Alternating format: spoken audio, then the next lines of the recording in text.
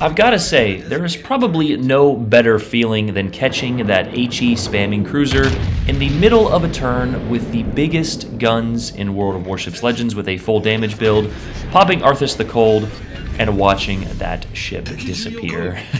What is going on, YouTube? Aaron here, guys. We are back, and guys, we've got a fun one for you here in today's video. And in this video, guys, we are running a Yamato with a full damage build. With the return of the Arpeggio commanders, I figured now would be a good time to put out this video. I've been saving bits and pieces of it here for a few months, but let's go ahead and check out this build. Blink of an eye here with an increase for our gun traverse speed, as well as our main battery dispersion. With a typical sort of battleship accuracy build, flammable cannoneer, crisscross. Instead of gyrating drill bits there, I don't like losing too much speed. We are running marksmanship, which does decrease our rudder time, but most people don't turn in Yamato anyway. Long Arm of Justice is really what's going to be pushing your damage out there. Main battery shells that travel an extra 10 kilometers do, I believe, 2.5% of damage. On top of that, we are also running AL New Jersey. And honestly, the most important part of this build is Arthas the Cold here with an extra 20% damage while our catapult fighter is up. So if you know anything about this particular build and this particular commander, you want to shoot the shells, wait for them to travel to the target, and then pop your plane seconds before they land, so that way you can get the extra damage. Now, you would think that the Yamato, having the largest caliber guns in the game, sitting at 460 there, would have the highest AP alpha, and actually that is not the case. The American 457s have a touch more alpha at, I believe, 15,000 there. But we're sitting at a max AP shell damage here of 14,800 with like 25% worth of modifiers there. If you can manage to connect even one Citadel and a few pens, the enemy will be missing 50k worth of HP, and this is just a lot of fun to play.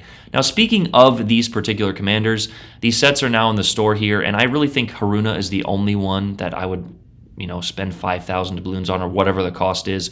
You don't need these commanders. However, if you want to run some of these meme builds, you're going to have to pick up a few, with the Yamato being included in that. I believe AL New Jersey is a lot more valuable, in my opinion, but we're just having a little bit of meme-worthy fun here, so if you want to get them, they're in the store. If not, I don't think they're necessary, but let's get right into the action here. The mighty Yamato here, one of, if not the strongest battleship to actually ever exist in real life here. And in the game, she is an absolute beast. Having that unlimited overmatch essentially makes playing battleships relatively easy. If you do not know, the 460mm caliber of the Yamato shells can overmatch 32mm worth of armor there, which is the bow and sterns of what amounts to essentially all ships, mainly battleships in this game. Now, certain battleships do have stronger icebreakers, and of course, stronger belts, which can bounce Yamato shells if angled appropriately.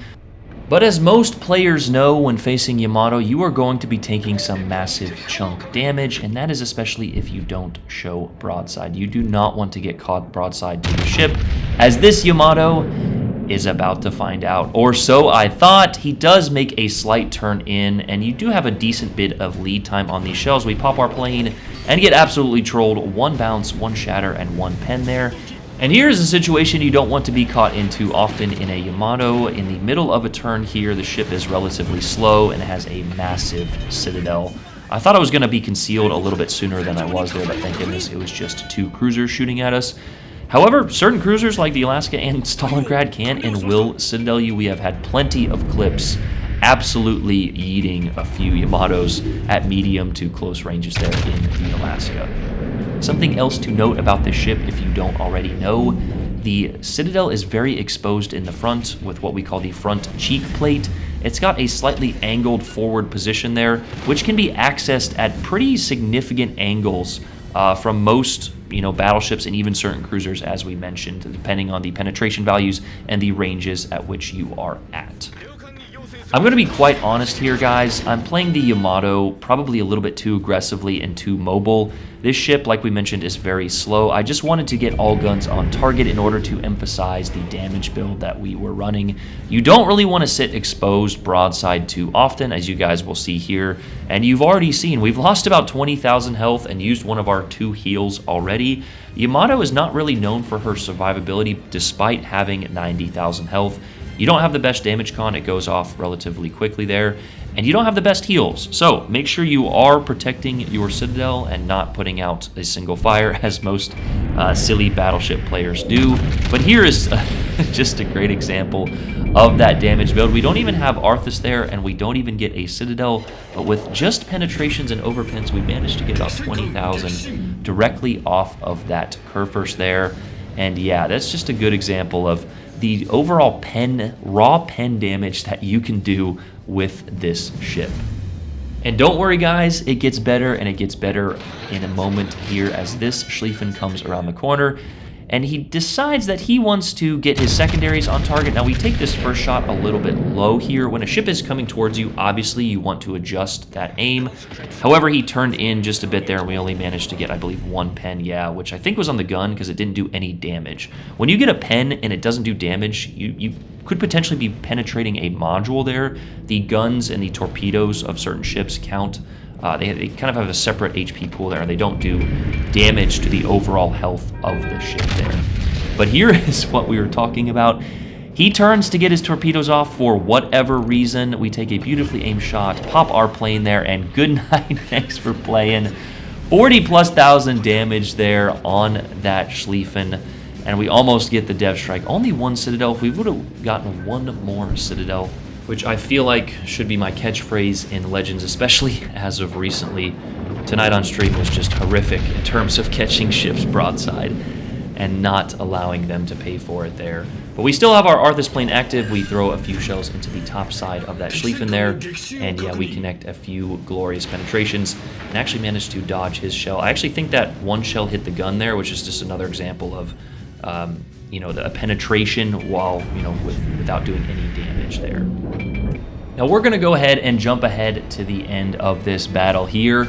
And despite us only having 83k walking into this engagement, pay attention to the few pens and situations we get ourselves in, just highlighting the absurdity sometimes of the Yamato and this damage build here. We are now detected, and it is only a matter of time. I didn't want to put myself in a crossfire. There were 2 ships remaining, and that is when we noticed the Ohio is trying to get all guns on target, but he is showing broadside. We take the shot, we pop the plane, and boom goes the dynamite. There is a 20,000 damage Citadel on him, and yeah, this damage build, like we said, is just obnoxious here.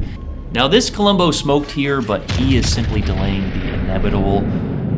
Dread it, run from it, but I will come all the same. Wait, what? And we actually managed to connect another pretty gnarly Citadel on that Ohio there. He was relatively angled, and that's just one of those where you're just scratching your head. I got a Citadel on a Kansas in the Donskoy the other night, and yeah, the coding in this game sometimes does make you wonder, but this Columbo is trying to dodge those torps there, and unfortunately all of those torpedoes connect, so we don't manage to get the most damage from him. However, we do manage to get the kill, and with that we are actually ticked our 3rd legendary reload modification, ×4 in terms of reload and ×3 in terms of damage. I forgot to mention that sort of at the beginning of the video here, but as you can clearly see, the legendary reload mod is active, and with each additional kill you're getting 5%, I believe, added damage. So just a truly meme-worthy build with this particular setup here, and this next upcoming salvo is a great example of that. There's not much left for this Ohio to do. His team essentially failed him. He's outnumbered, he's down on points, and he's doing the respectable thing here. I respect this a lot more than running towards the back of the map in a game which is an assured loss. But anyway, here we take aim at his bow. We pop our last remaining plane for Arthas there. And 4 pens and 2 overpins, 20k straight through the front of his ship. And yeah, there's just nothing you can do against that.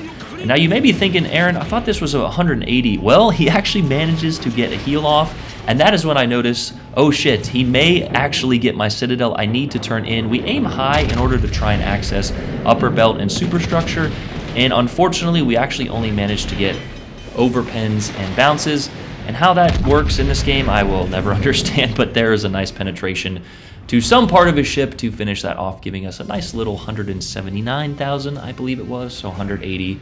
Yeah, you guys can sue me for the little extra added damage I may have added in for the thumbnail there. But a huge shout out to Cerneris there as well. as Misfits Diesel for that fun little game. But yeah, that is the Yamato damage build. And just a fun little game and build if you guys so happen to get those commanders. Again, don't go out of your way to get them, with the exception of maybe Haruna. I think that would be my top pick there. And I believe Durka and Tommy have done additional videos on sort of detailing those commanders. But yeah, there's a fun one for you guys. Hope you guys enjoyed that. Let me know what you guys think. I love you guys. Have a great day. I'm out. Peace.